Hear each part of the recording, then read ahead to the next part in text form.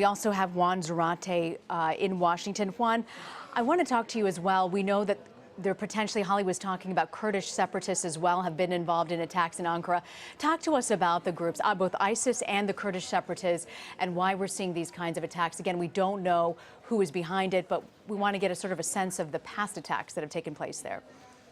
Well, what you had is a number of terrorist groups that have attacked in Turkey, both in southeastern Turkey, where there are Kurdish elements, as well as in major population centers like Ankara and Istanbul in the past. Those have come from violent Islamic extremist movements, to include the Islamic State. But Turkey is fighting a two-front war, one against violent extremists of that nature, plus a resurgent Kurdish movement that has grown more violent over the course of the last year and a half, and certainly where those groups have been reacting to greater Turkish pressure, in particular in southeastern Turkey, where there's been a greater military crackdown on Kurdish groups. Keep in mind that the Kurdish Freedom Hawks, one of the terrorist groups on the Turkish terrorist list, the U.S. terrorist list, EU list, launched mortar attacks against Turkey's and Istanbul's second airport, and promised at the time for further attacks potentially on international aircraft and travel. It's too soon to speculate, of course, as to what has happened, as Holly was reporting, but it is important to note that Kurdish groups have demonstrated the ability and willingness to attack civilian sites in addition to security services, and they have attacked an airport before, not this terminal and not this site, but certainly others, and had promised to do so. I'm happy to read a statement from them that they had released after the December attack, which in essence promised further attacks, and they said, quote, "We won't be responsible for the safety of international airlines that fly to Turkey or for foreign tourists." That was a statement from the Freedom Hawks back after the December attack. And so we may be seeing the fruits of that. Again, too early to tell, but certainly part of what the Turkish government will be looking at if this was a deliberate attack. Juan, do you think previously they targeted tourist areas? Why the airport now? We know that it obviously gets a great deal of media attention, but is there anything in the tactics between tourism and the aviation department here? Well, I think they're trying to demonstrate that there are vulnerabilities to flying in and out of Turkey, to doing business with Turkey, that foreign tourists are going to be vulnerable. This obviously has a direct economic impact on Turkey, concerns that foreign tourists or businesses may have about traveling in and out of that country. And so it certainly has an economic impact. It also has a major political impact, and it's symbolic and important for any of the political motives that any group hopes to subscribe to or to announce to the world. To be able to do that with an attack on a major international airport is something that any terrorist or separatist group that's trying to make a statement would want to do. And I think finally it's a demonstration of an intensification of these types of attacks. These aren't just one-off singular attacks in some far-off location. This is right in the heart of Istanbul and its economy and its links to the rest of the world. That's a major attack if, in fact, this was a terrorist or a separatist movement that's perpetrated what we're witnessing on the screen right now. And we're getting in unconfirmed reports right now that it's possibly 2 suicide bombers involved in the attack. Juan, it's my understanding the airport here, this actually took place outside of the airport. There's a first perimeter of security before you even get inside of the airport. That's possibly where this attack may have taken place, against unconfirmed reports at the location. More and more airports like in Tel Aviv and here in Istanbul, there's a security perimeter outside before you even get in.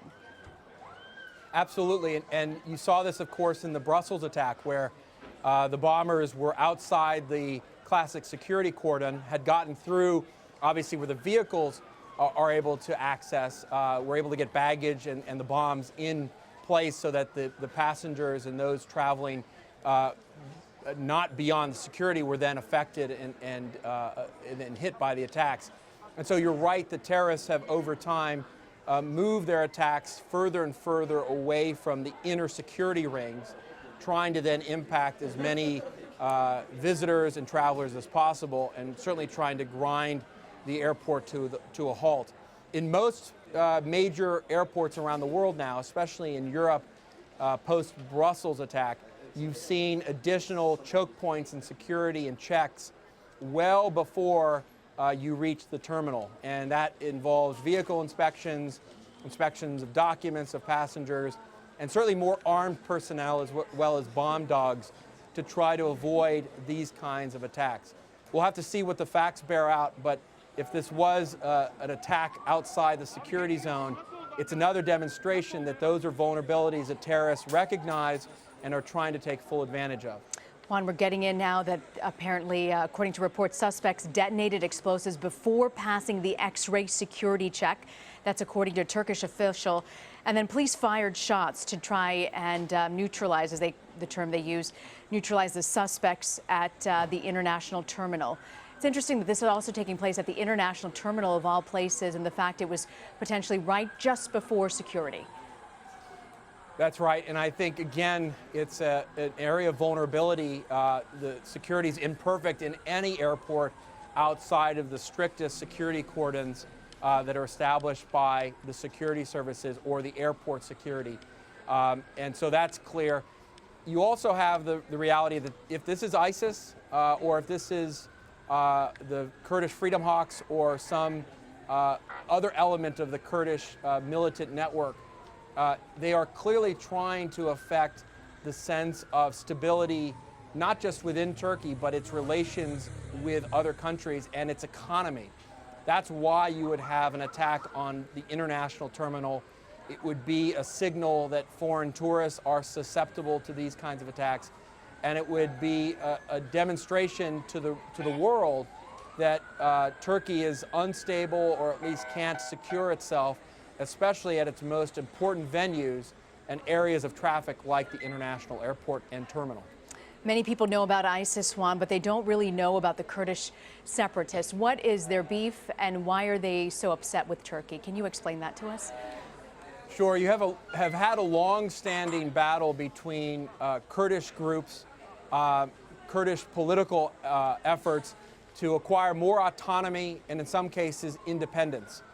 That has taken violent forms with groups like the Kurdish Freedom Hawks taking up arms to attack Turkish security officials, government installations, and civilian sites.